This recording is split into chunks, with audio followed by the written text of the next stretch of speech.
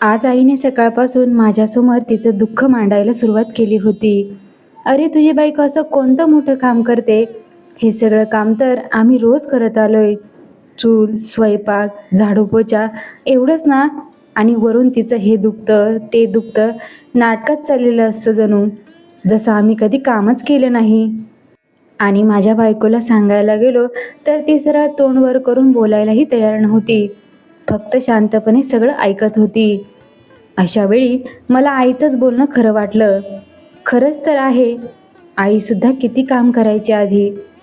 पण माझ्या बायकोचं मात्र वेगळंच नाटक आहे. पण मी तरी काय करणार?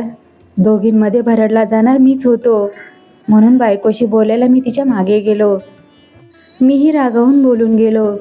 अगं कितीचं काम असतं? मला बघ, सकाळपासून बाहेर असतो, दिवसभर काम करतो, संध्याकाळी थोडा आराम करावा म्हटलं तर तुझी कटकट सुरू असते. पण बायको काही ऐकणाऱ्यांपैकी नव्हती. समोर आई नव्हती की बोलताना तिला काही संकोच वाटेल. ती म्हणाली, ठीक आहे पतिदेव, एक दिवस तुम्ही माझं आयुष्य जगून बघणार का? मीही म्हणालो, ठीक आहे करीन. त्या दिवशी तू फक्त काहीच काम करू नकोस, फक्त बसून राहा. दिवसभर इकडे तिकडे शेजाऱ्यांकडे जाणं, उरलेल्या वेळात माहेरच्यांशी फोनवर बोलणं, हे सगळं बंद केलंस तर 2 तासात काम संपेल. बायको एकदा हसली आणि म्हणाली, नाही नाही पतिदेव, तुम्हाला पूर्ण घरकाम करायचं नाहीये. फक्त माझ्या वाट्याचे 3च काम करायचे आहेत. फक्त 3 कामं? सांग बरं कोणती? मी तिला विचारलं. ती म्हणाली, पहिलं काम मी कपडे धुवेन, तुम्ही फक्त ते वाळत टाका. दुसरं मी भांडी घासेन, तुम्ही फक्त ती जागेवर लावा. आणि तिसरं मी घर झाडून पुसून घेईन, तुम्ही फक्त कचरा टाका.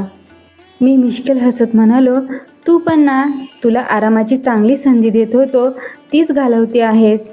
चालेल, उद्या तयार राहतो. सकाळ झाली, सगळ्यांना चहा नाश्ता झाला. त्यानंतर बायकोने सगळी भांडी धुवून टोपलीत ठेवली.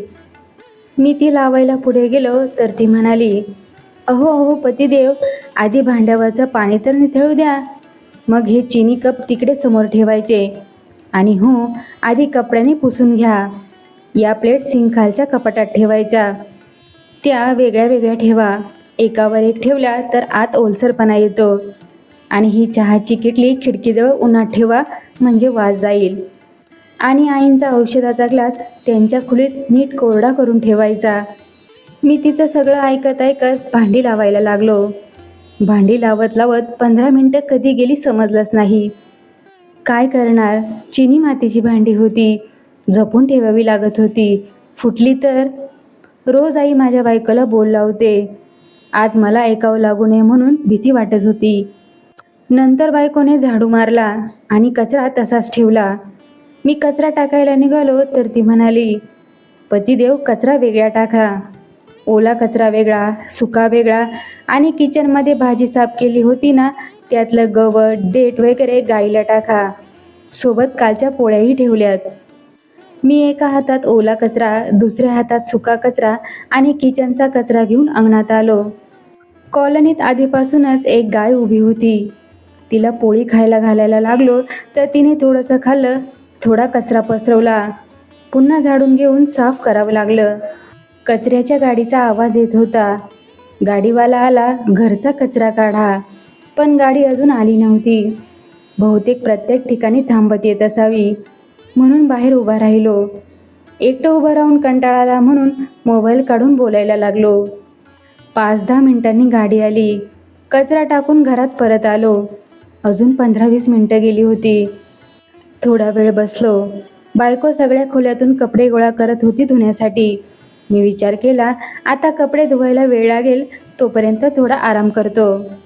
इतक्यात बाथरूममधून धपाधप आवाज यायला लागला. असं वाटत होतं जणू ती कपडे धुत नव्हती, दिवसाचा सगळा राग त्यांच्यावर काढत होती. मी रागाने बाथरूमजवळ गेलो आणि म्हणणारच होतो, राग काढायचाच असेल तर माझ्यावर काढ. तेवढ्यात पाहिलं तर ती माझी जीन्स घासत होती, ज्यावर काल मी भाजी सांडली होती. मी माझे शब्द तोंडातच गिळले. थोड्या वेळाने ती 2 बादल्या कपडे घेऊन आली आणि मला म्हणाली, हे वाळत टाका. आणि हो, ही साडी सावलीत वाळत टाका, रंग जातो तिचा. आणि हे शर्ट पॅन्ट उलटे करून टाका, म्हणजे रंगही जाणार नाही आणि ऊनही लागेल. सगळ्या कपड्यांना क्लिप लावा आणि दूर दूर टाका, म्हणजे नीट वाळतील. कधी पाऊस येईल सांगता येत नाही. मी फक्त मान हलवत छतावर गेलो. छतावर जाऊन एक एक कपडा वेगळा टांगायला लागलो. पॅन्ट उलटी केली, शर्टची बटन लावली. कपडे टांगताना पाहिले तर कॉलरवरचे आणि पॅन्टवरील डाग गेले होते. मनोमन बायकोचं कौतुक वाटलं. मुलांचे छोटे छोटे कपडे वाळत घालणं तर फारच अवघड वाटलं. जसा टाकायचो तसाच वाऱ्याने उडायचा. एका हाताने कपडा पकडायचा, दुसऱ्याने क्लिप लावायची. कसाबसा अर्धा तास गेला. इतक्या शेजारच्या आजीही त्यांच्या छतावर आल्या. आता त्यांना नमस्कार करणं भाग होतं. दुर्लक्ष करून निघालो असतं तर त्यांनी काय विचार केला असता कोण जाणे. म्हणून त्यांच्याशी थोडं बोलावं लागलं. खाली आलो तर बायकोने स्वयंपाक करून ठेवला होता. सिंकमध्ये पुन्हा भांड्यांचा ढीग जमा झाला होता. कढई, तवा, चमचे, मिक्सरचा जार, लाटणं, पाट, मध्येच चहाचे कप पुन्हा आलेले. तिने सगळी भांडी धुतली आणि सगळ्यांना जेवण वाढायला लागली. सगळे जेवले आणि पुन्हा सिंकमध्ये भांड्यांचा ढीग जमा झाला. मी सकाळची भांडीच लावत होतो तोपर्यंत तिने दुसरी भांडी धुवून ठेवली आणि मला दयाळूपणे म्हणाली, आता राहू द्या, दुपारी लावा. मी पाहिलं होतं सकाळपासून ती एकदाही बसली नव्हती, फोनलाही हात लावला नव्हता. मी थोडं हसत विचारलं, काय ग, आज एकदाही फोन घेतला नाहीस? ती हलकसं हसून म्हणाली, तुम्हालाच तर करते फोन मी. आज तुम्ही घरी आहात, मग कशाला करू? मी म्हणालो, का माहेरी कोणाला फोन करत नाहीस? आई तर म्हणते दिवसभर मोबाईलवर असतेस. ती निर्विकारपणे म्हणाली, माझ्यासारख्याच माहेरच्या बायका पण कामात व्यस्त असतात. सणासुदीला थोडं बोलणं होतं. आई म्हणाल्या ते बरोबरच म्हणाल्या. मुलांच्या ट्युशनवाले, गॅसवाले, डिशवाले, कुरिअरवाले अर्धी कामं आजकाल मोबाईलवरच होतात. मुलं शाळेतून आली. तिने पुन्हा गॅस लावला. मुलांच्या आवडीचं खायला केलं. टिफिन पुन्हा सिंकमध्ये आले. प्लेट जमा झाल्या. तिने त्या धुतल्या. मग पुन्हा झाडून काढलं. दुसऱ्यांदा घर झाडत होती ती. इतक्यात आईचा आवाज आला, मला चहा कर. ती चहा करायला गेली.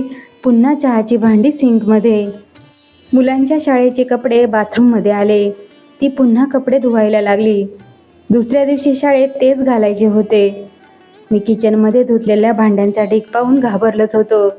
इतक्यात ती मुलांचे कपडे घेऊन आली आणि म्हणाली, हे वाळत टाका. असं करत करत पूर्ण दिवस गेला. संध्याकाळचा नाश्ता झाला, पुन्हा भांडी. रात्रीचं जेवण झालं, पुन्हा भांडी. संपूर्ण दिवस हेच चक्र चालू होतं. आता मीच या कामाला कंटाळलो होतो. खरंच मला बायकोची दया आली.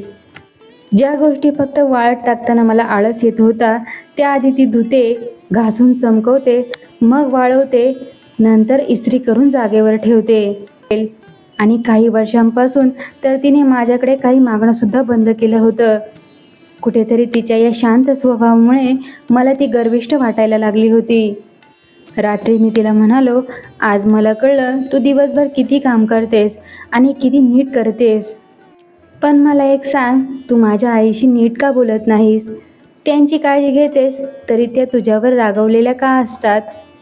ती म्हणाली, आज तुम्ही एक दिवस माझ्या वाट्याचं थोडंसं काम केलं तेव्हा तुम्हाला माझी अवस्था कळली. आई तर हे आयुष्य स्वतः जगलेले आहेत. रोज स्वतःच्या डोळ्यांनी मला पाहतात तरी समाधानी नसतात. चुका काढतात. माझ्या शरीराच्या वेदनांना नाटक समजतात. सांगा बरं, मी किती वेळा स्वतःची सफाई देत राहू? बोलले तर उद्धट, न बोलले तर गर्विष्ठ. त्यांचं एकच असतं, आमच्या काळात आमच्या काळात. पण पतिदेव काळ निघून जातो, बदलतोही. पण आयुष्य जगायचं असतं, ते कोणाच्या मर्जीप्रमाणे बदलत नाही. त्यांच्या काळात काही गोष्टी वेगळ्या होत्या, आपल्या काळात वेगळ्या आहेत. त्या अजूनही भूतकाळात जगत आहेत आणि मी आजमध्ये जगत आहे. एका स्त्रीला वाईट तेव्हा वाटत नाही जेव्हा एखादा पुरुष तिला कमी लेखतो. कारण पुरुषाला कदाचित कल्पनाही नसते की जबाबदाऱ्या पेलता पेलता ती त्याच्या वयापेक्षाही कितीतरी मोठी झालेली असते. जेव्हा तिला स्वतःच्या पायावर उभं राहायचं असतं तेव्हाच तिचं लग्न लावलं जातं. आणि जेव्हा ती घर सांभाळायला शिकते आणि तेव्हाच मुलांची जबाबदारी येते. आणि ती स्वतः अजूनच मनाने लहान असते. आणि जेव्हा ती घर आणि मूल दोन्ही सांभाळायला शिकते तेव्हा तिच्याकडून अपेक्षा केली जाते की आता पैसेही कमवावेत. पण तेवढा आत्मविश्वास तिच्यात उरलेला असतो का? तो तर कधीच तिच्या जवळच्यानी छोट्या छोट्या गोष्टींमध्ये उणेधुणे काढून संपवलेला असतो आणि ती समाजात फक्त उपहासाचा विषय बनते. म्हणून फक्त ती चार भिंतींच्या आतच राहते. खरं तर हे आमच्या स्त्रियांचं रोजचंच आयुष्य आहे. म्हणूनच तर एका वेळेनंतर आम्ही स्वतःबद्दल स्पष्टीकरण देणं सोडून देतो आणि शांततेलाच आपला दागिना मानून अंगावर चढवतो. स्त्रीला खऱ्या अर्थाने वाईट तेव्हा वाटतं जेव्हा एक स्त्रीच तिची किंमत ओळखत नाही. बायकोचं बोलणं ऐकून मी निशब्द झालो.